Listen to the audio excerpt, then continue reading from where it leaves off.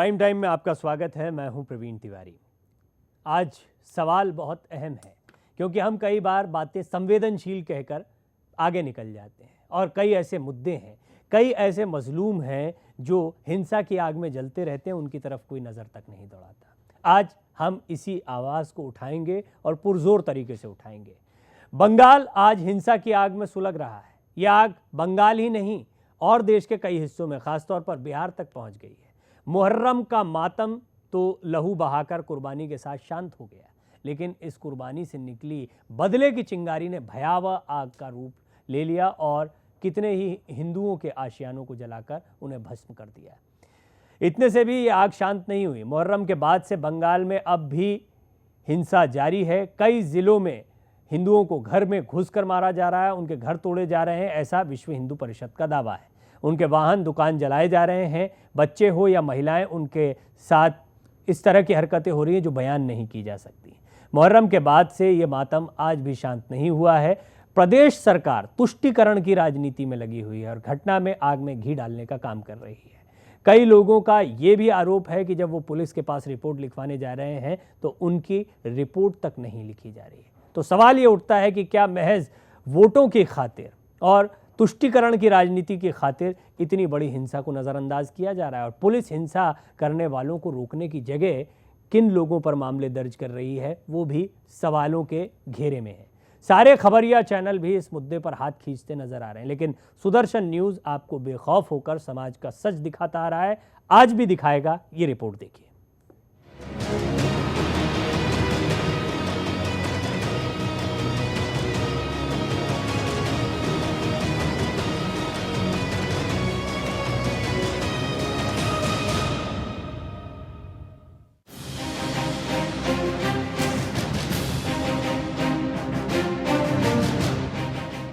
मुहर्रम तो मातम का दिन है ही, लेकिन इसके बीत जाने के बाद भी कई घरों में मातम पसरा हुआ है।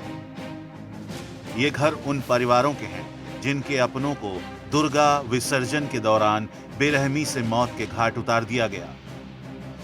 हिंदू संगठनों का आरोप है कि ममता के राज में सोनार बांग्ला बर्बाद बांग्ला बन गया है। मुहर्रम पर इस तरह की हिंसा और उसमें हिंदुओं का मारा जाना कोई नई बात नहीं है।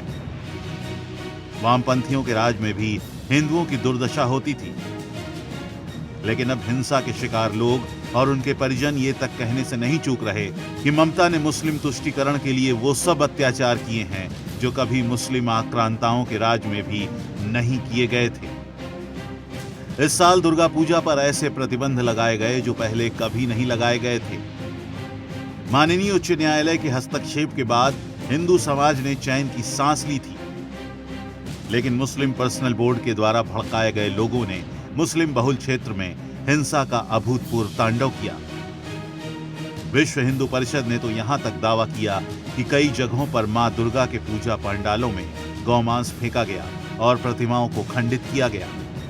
हालांकि इससे जुड़ी खबरें मीडिया में नहीं आती। ये एक संवेदनशील मुद्दा माना जाता है, लेकिन इस संवेदनशीलता की आड़ में हिंदुओं की धार्मिक भावनाओं के साथ खिलवाड़ किया जा रहा है।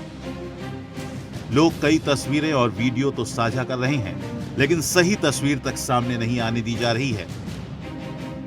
अगर सचमुच यही स्थिति बनी हुई है तो यह भी तय है कि कोर्ट की फटकार सुनने वाली सरकार और उसका प्रशासन ऐसी खबरों को बाहर आने ही नहीं दे रहा होगा।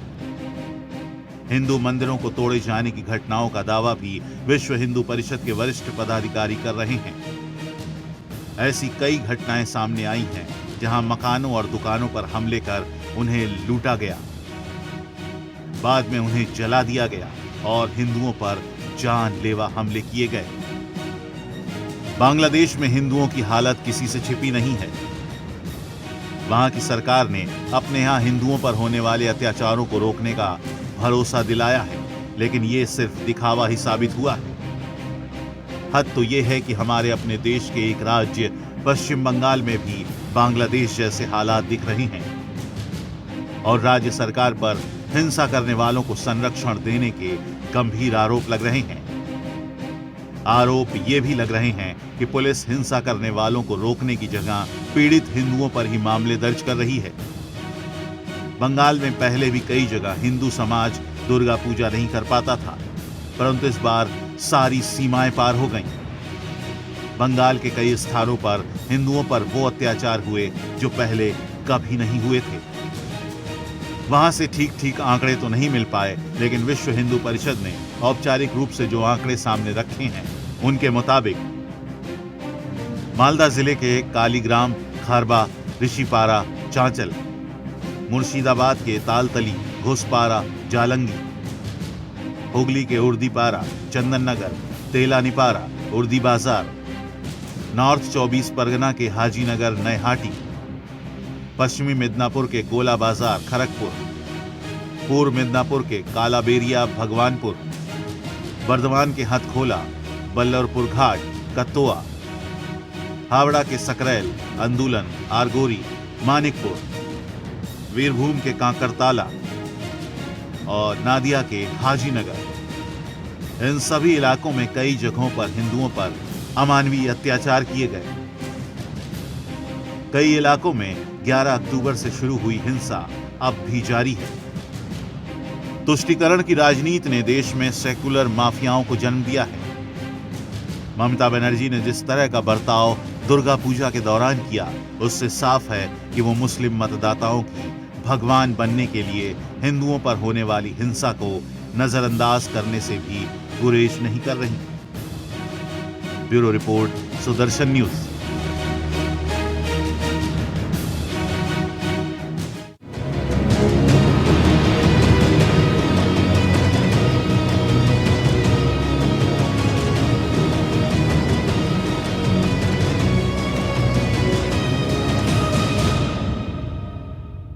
बात यहीं ख़त्म नहीं होती। ये आग बंगाल से निकलकर और भी इलाकों में फैली है, उस पर भी हम बात करेंगे। लेकिन इससे पहले मौलाना शोएब काज़मी साहब, धर्मगुरु, वो मेरे साथ मौजूद हैं और मेरे साथ फैज़ खान मौजूद हैं, मुस्लिम राष्ट्रीय मंच से जुड़े हुए हैं। आप दोनों का बहुत बहुत स्वागत है। सबसे पहले काज़मी साहब, क्या हो रहा है ये? क्या ये तुष्टीकरण की राजनीति है? हमारे पास कई लोग वीडियोस भेज रहे हैं, कई लोग गुहार लगा रहे हैं, कह रहे हैं पुलिस हमारे मामले दर्ज नहीं कर रही है।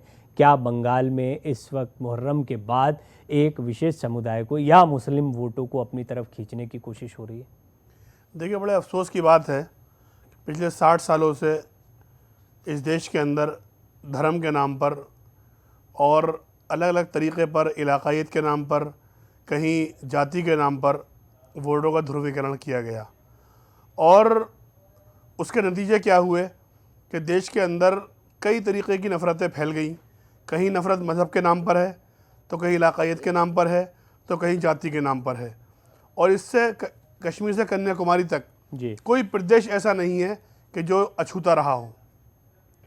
और कई सियासी पार्टियां जिनका बड़े लंबे समय तक भारत का में हुकूमत करी, जिन्होंने, उनका इतिहास जो है वो नफरत की राजनीति से भरा हुआ रहा। कौन लोग हैं जो उन लोगों को भड़का रहे हैं जो हिंसा फैला रहे हैं? क्योंकि मारने वाले और मरने वाले ये दोनों तो वही लोग हैं जो आम लोग कहे जाते हैं, लेकिन ये है कि मारने वाले वो थोड़ा क्रिमिनल माइंड के, उन्हें उकसा कौन रहा है? देखिए, वो ताकतें जिनको सत्ता में बैठने की आदत हो चुकी थी और वो देश के अंदर सालों साल से राज कर रहे थे, देश की गाड़ी कमाई को लूट रहे थे और विदेशों में पहुंचा रहे थे, आज वो परेशान हैं और वो जानते हैं कि देश के लोग आज जागरूक हो गए हैं और तालीम याफ्ता हो गए हैं।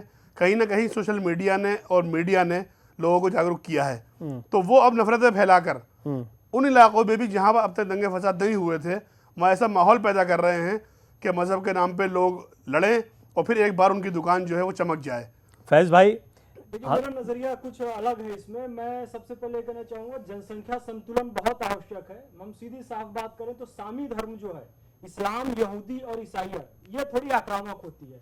और भारतीय मूल के धर्म जो होते हैं, सनातन धर्म से निकले हुए जो धर्म होते हैं, उसमें उदारता, सहिष्णुता और स्वीकार्यता का भाव होता है। और भारत विश्वगुरु तभी है जब यहाँ पर सनातन पंथ के लोगों का बाहुल्य था। लेकिन जहाँ जहाँ जनसंख्या में असंतुलन होने लगा और जिन्ना की मानसिकता के लोग जहाँ जहाँ बढ़ने लगे, वहाँ पे फिर ये सांप्रदायिक उन्माद देखा गया। और इसके पीछे एक बड़ा कारण, जैसे शोएब काज़मी साहब ने कहा, तुष्टीकरण वाले राजनीतिक दल थे जिन्होंने मुसलमानों को सही तरीके से शिक्षित होने नहीं दिया। और मुसलमान आज भी गुमराही की राह में हैं और वो ये दंगे फसाद, सांप्रदायिक हिंसा करके इसी को इस्लाम समझने लगे, जबकि असली इस्लाम ये नहीं है साहब।